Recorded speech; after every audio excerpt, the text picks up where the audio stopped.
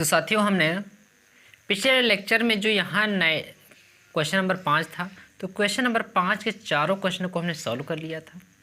अब बाकी के जो क्वेश्चन बचे हुए हैं उन क्वेश्चनों को इस लेक्चर में हम लोग डिस्कस करने वाले हैं। तो साथियों, हम आप सभी लोगों को फिर एक बार बता दे रहे हैं कि अगर आप विज्ञान में 95+ नंबर लेकर आना चाहते हैं तो बड़ी ही मेहनत से और बड़ी लगन के साथ अभी अंसार को सॉल्व करिए, क्योंकि आप अगर सिलेबस को पूरा पढ़ लेते हैं और अगर आप आंसर को नहीं सॉल्व करते हैं तो आप परफॉर्मेंस अच्छा नहीं कर पाएंगे।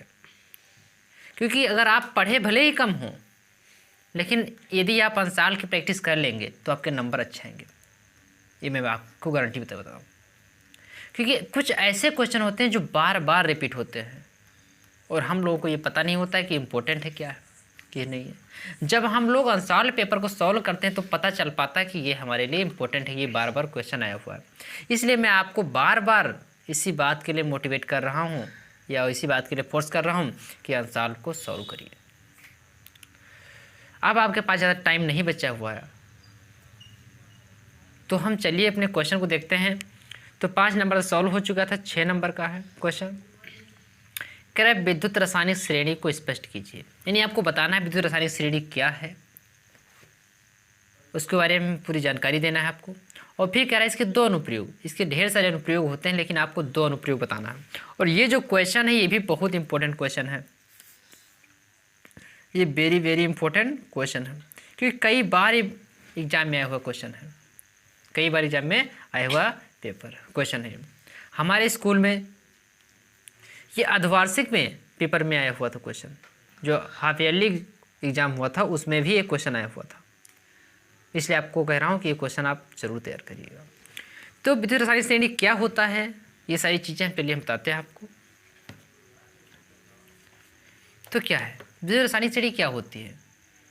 कुछ तत्वों को, जो तत्व ज़्यादा क्रियाशील होते हैं उनको ऊपर रखा जाता है, जो कम क्रियाशील होते हैं उसको नीचे रखा जाता है, जो सबसे कम क्रियाशील होते हैं वो सबसे नीचे। जैसे आपने देखा होगा, जो सबसे बड़ा अधिकारी होता है सबसे ऊपर होता है, जो उससे कम लेवल के होते हैं वो थोड़ा बीच में रहते हैं।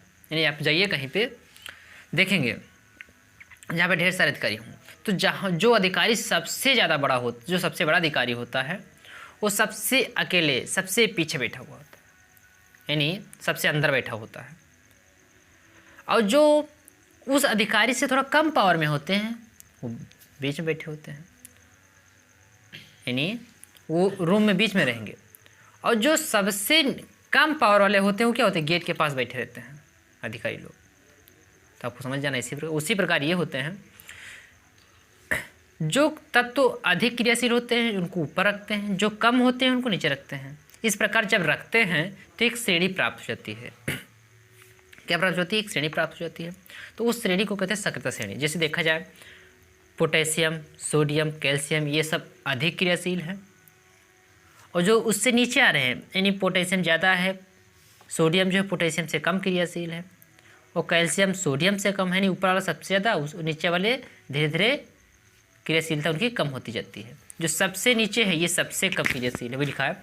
जो ऊपर है सबसे अधिक क्रियाशील है, जो बीच में है यानी कि क्रियाशीलता घट रही है, और नीचे क्या हुई, घट करके बिल्कुल सबसे कम हो गई है।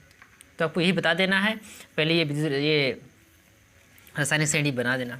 और आपको एक बता दें कि जो विद्युत रासायनिक श्रेणी होती है, सक्रियता श्रेणी, इसके 2 नाम होते हैं। एक तो नाम होता है इसका विद्युत रासायनिक श्रेणी और दूसरा नाम होता है सक्रियता श्रेणी। तो आपके क्वेश्चन में कभी विद्युत रासायनिक श्रेणी से भी क्वेश्चन पूछ सकता है, या तो क्वेश्चन में दे सकता है कि सक्रियता श्रेणी क्या होता है। तो आपको कन्फ्यूज नहीं होना है, दोनों का मतलब एक ही है, बस नाम थोड़ा इधर उधर हुआ है। तो आपको ऐसे एक श्रेणी बना देना है, उसके बाद बता देना है इसकी परिभाषा कैसे लिखना है, चलिए बताते हैं। तो आपको परिभाषा कैसे लिखना है, तो लिख देना है तत्वों को उनकी क्रियाशीलता के घटते क्रम में रखने पर एक श्रेणी प्राप्त होती है, जिसे विद्युत रासायनिक श्रेणी या सक्रियता श्रेणी कहते हैं। हमने क्या बताया, हमने तो यही बताया था कि तत्वों को उनकी क्रियाशीलता के आधार पर रखना है, जो ज़्यादा क्रियाशील हो उसको ऊपर रखो, जो कम क्रियाशील हो उसको नीचे रखो। इस प्रकार रखोगे जो एक श्रेणी प्राप्त हो जाएगी। क्या हो जाएगी? उस श्रेणी प्राप्त हो जाती है। तो उस श्रेणी को कहते हैं विद्युत रासायनिक श्रेणी या सक्रियता श्रेणी। वही चीज़ यहाँ पे लिखा हुआ है कि तत्वों को उनकी क्रियाशीलता के आधार के घटते क्रम में रखने पर एक श्रेणी प्राप्त होती है जिसे विद्युत रासायनिक श्रेणी या सक्रियता श्रेणी कहते हैं। इतना आपको लिख देना है।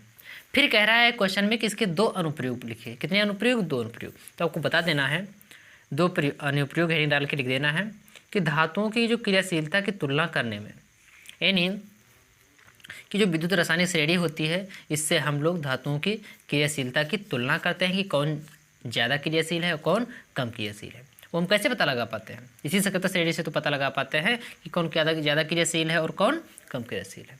और दूसरा क्या है? धातुओं की अपचयन क्षमता की तुलना करने पे। और सक्रियता श्रेणी से ये भी हम लोग पता लगा पाते हैं उसी की सहायता से कि कौन ज़्यादा यानी अपचयन क्षमता है और किसकी अपचयन क्षमता कम है। यानी हमसे क्वेश्चन में 2 अनुप्रयोग पूछ रहा था तो आपको यही दोनों अनुप्रयोग बता देना है। वैसे तो ढेर सारे अनुप्रयोग होते हैं लेकिन ज़्यादा नहीं बताना, जितना क्वेश्चन कह रहा है उतना आपको बताना है, तो आपको इतना बता देना है। तो इतना हो गया। फिर चलिए देखते हैं कि अगला क्वेश्चन क्या है। तो अगला जो क्वेश्चन है वो कह रहा है कि मिश्र धातु किसे कहते हैं? मिश्र धातु किसे कहते हैं? तो मिश्र धातु मतलब क्या होता है? मिश्रण। मिश्र धातु मतलब मिश्रण। यदि हम लोग 2 धातु को मिला दें तो भी मिश्र धातु कहलाएगा। यदि एक धातु हो और दूसरी अधातु है उसको मिला दें तो भी मिश्र धातु कहलाएगा। तो बहुत ही जी क्वेश्चन है जो 2 नंबर में पूछा गया। चलिए इसका हम आंसर बताते हैं आपको। तो देखिए मिश्र धातु की परिभाषा आपको कैसे लिखना है। कह रहे जब 2 या 2 से अधिक, यानी या तो 2 मिले रहेंगे धातु या तो 2 से अधिक धातुएं, यानी धातुएं या तो 2 मिली हों या 2, 3, 4, 5 धातुएं अगर आपस में मिली हों तो उसको भी मिश्र धातु कहते हैं। फिर लिखा अथवा एक धातु व एक अधातु के समांगी मिश्रण को। और दूसरा ये कह रहा है कि एक तो धातु मिली हो और दूसरी क्या हो? अधातु। यानी एक धातु और दूसरी अधातु मिली हो और इस प्रकार मिली हो कि अलग अलग ना दिखें, मिले तो पूरी तरह से आपस में घुल जाए यानी आपस में मिल जाए, तो वही का लिखा समांगी मिश्रण। समांगी मिश्रण मतलब क्या होता है? जो एक दूसरे से यानी मिल जाए पूरी तरह से और दिखे ना, अलग अलग ना कैसे, उसे कहते हैं मिश्र समांगी मिश्रण। तो आपको क्या लिखना है? तो आपको यह लिख देना है कि जब 2 या 2 से अधिक धातुएं अथवा एक धातु हो दूसरी अधातु हो, वो पूरी तरह से मिल जाए ताकि अलग अलग ना दिखे, तो उसे क्या कहते हैं? मिश्र धातु कहते हैं। आपको इसे लिख देना है। फिर क्वेश्चन में कह रहा था कि कॉपर की 2 मिश्र धातुओं के नाम बताना है। आपको बताना है यानी 2 मिश्र धातुओं के नाम बताना है जिसमें क्या हो? कॉपर मिला होना चाहिए। क्या लिखा? कॉपर की 2 प्रमुख, यानी बताना है कॉपर की जो 2 प्रमुख मिश्र धातुओं के नाम बताना है जिसमें कॉपर मिला हो। और उसमें एक और भी बताना है। क्या बताना है? नाम बताना है और उपयोग बताना है कि उस मिश्र धातु से हम लोग क्या उपयोग करते हैं, उससे हम लोग को क्या फ़ायदा है, ये चीज़ भी बताना है। चलिए उस क्वेश्चन को भी देखते हैं।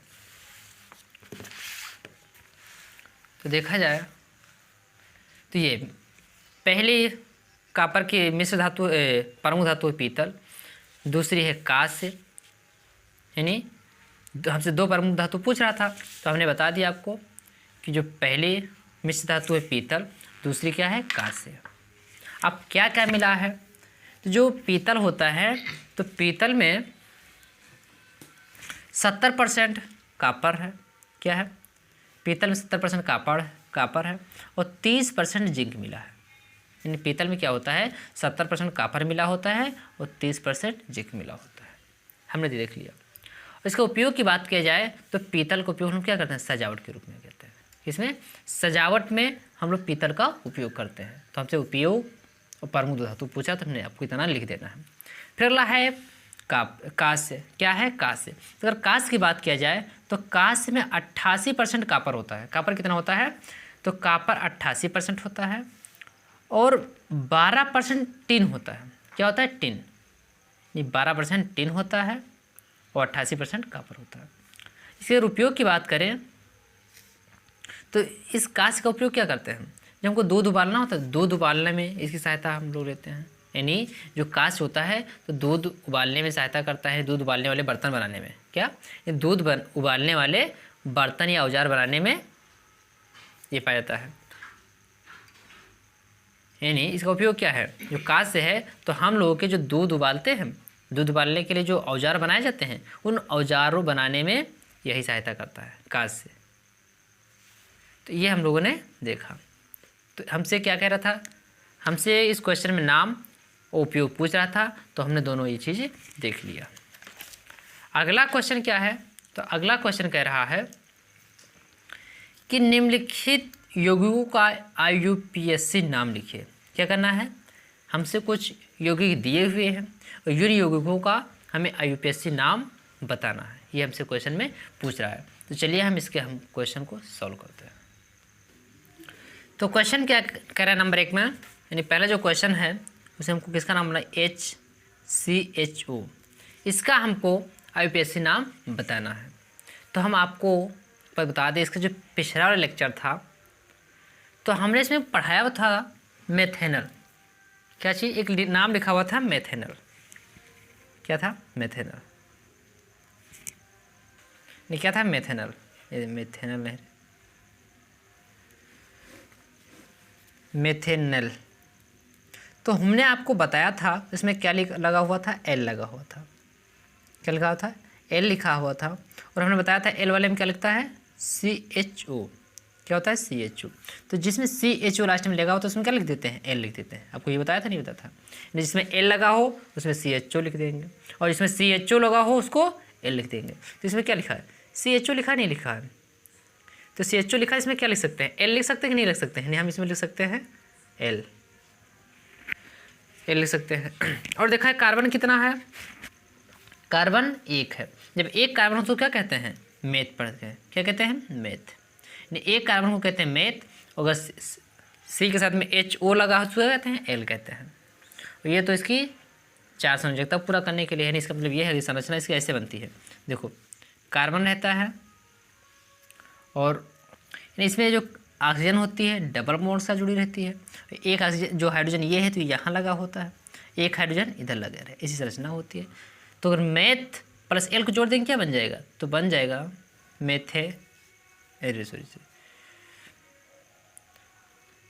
बन जाते हैं मेथेनल।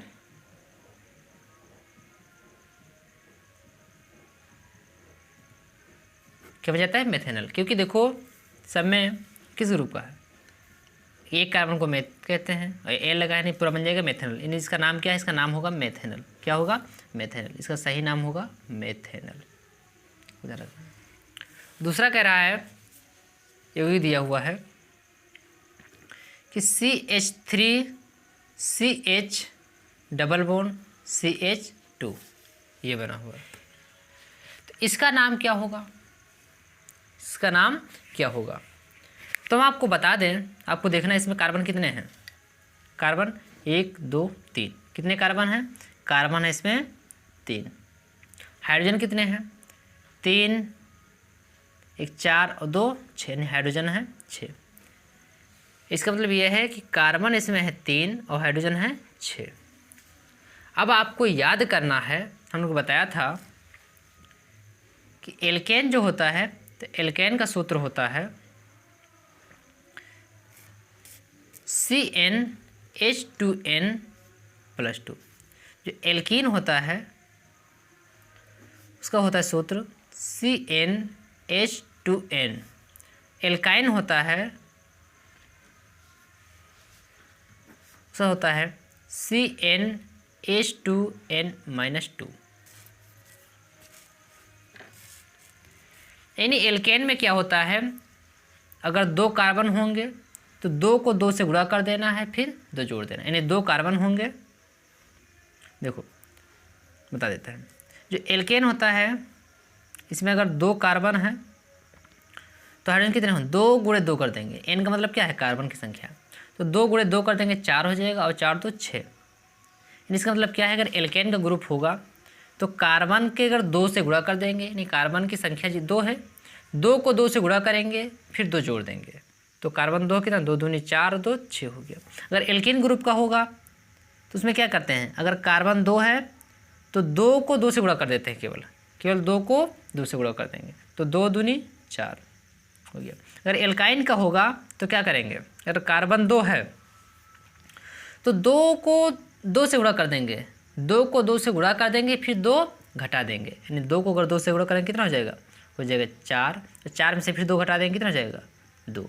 यानी देखो अगर कार्बन 2 तो हाइड्रोजन कितना है, 6, कार्बन 2 हाइड्रोजन 4, कार्बन 2 हाइड्रोजन 2, यानी यह है एल्केन का ये एल्कीन का है यौगिक, ये एल्काइन का यौगिक है। अब बता देते हैं एल्केन में जो लगता है लास्ट में लगता है एन, एल्कीन में लगता है इन,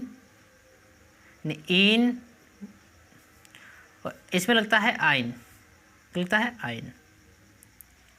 पहचानने का तरीका है, ये सूत्र होता है एल्केन का, एल्कीन का, एल्काइन का। अगर यौगिक की बात करते हैं सब, अब देखो ये यौगिक किस पे बैठ रहा है, कार्बन कितना है, कार्बन 3 था, और 3 को 2 से गुणा किया 6 हो गया, यानी केवल 2 से गुणा किया गया है और कुछ नहीं किया गया, ना जोड़ा गया है ना घटाया गया है। कार्बन को 2 से गुणा कर दिया 6 हो गया। अब आपको देखना है किस में केवल 2 से गुणा किया, यानी 2 को 2 से गुणा किया 4 बन गया। यानी इससे क्या पता चल गया, ये ग्रुप किस कैटेगरी का है, ये ग्रुप जो है एल्कीन का है। यानी जो ये यौगिक बना है किस ग्रुप का है, वो एल्कीन ग्रुप का है। और हमने बताया है एल्कीन के लास्ट में क्या लगता है, जो इस ग्रुप का होता है एल्कीन के ग्रुप का, उसके लास्ट में क्या लगता है, इन लगता है। यानी हमको ये पता चल गया इसमें सबसे लास्ट में लगेगा इन, क्या लगेगा, सबसे लास्ट में लगेगा इन। यानी बना देते हैं संरचना, यही लिख देते हैं, सबसे लास्ट में लगेगा इन लगेगा। अब देखते हैं कार्बन कितने हैं, तो 1 2 3, कितने कार्बन, 3। और 3 कार्बन को क्या पढ़ते हैं, 1 कार्बन को मेथ, 2 कार्बन को एथ, 3 कार्बन को प्रोप। यानी कार्बन 3 इसलिए इसका नाम पड़ जाएगा प्रोप। और कार्बन देखो, और दूसरा तरीका ये है, कि जो एल्केन होता है इसमें एकल बंध पाया जाता है। क्या पाया जाता है, एकल बंध। एकल बंध मतलब क्या है, इसमें केवल एक लाइन रहेगी। इसमें देखो एल्कीन ग्रुप में द्विबंध पाया जाता है, कितने बंध, द्विबंध। इसमें रहेंगे 2 लाइन। ये जो आयन होता है इसमें त्रिबंध पाया जाता है। क्या पाया जाता है, त्रिबंध। त्रिबंध मतलब क्या है, इसके यौगिक में 3 लाइन होती है। अब आप देख सकते हैं, ये भी पहचान सकते हैं, यहाँ पे देखो सब में एक लाइन खींचा था, यहाँ पे 2 लाइन खींची। कितनी लाइन खींची है, 2 लाइन। तो आप बंध से भी पता लगा सकते हैं कि किस ग्रुप का है। डबल बंध है, डबल बंध किस में होता है, एल्कीन में। किस में, एल्कीन में। तो अब इससे भी पता लगा सकते हैं कि यौगिक किस ग्रुप का है, एल्कीन ग्रुप का। एल्कीन के ग्रुप में क्या लगता है, लास्ट में इन लगता है, तो इन हमें लिख दिया। अब कार्बन है कितने, 3 कार्बन थे, मेथ एथ प्रोप, यानी 3 कार्बन क्या कहते हैं, प्रोप। तो प्रोप प्लस इन को जोड़ेंगे क्या बन जाएगा, तो बन जाएगा प्रोप, ये लग जाएगा मात्रा, बड़ी की मात्रा ना, तो क्या बन जाएगा, प्रोपीन। इसका मतलब क्या है, इसका नाम क्या होगा, इसका नाम हो जाएगा प्रोपीन। इसका सही नाम हो जाएगा प्रोपीन। तो ये हमने देख लिया। तो ऐसे IUPAC नाम आपको लिखना होगा।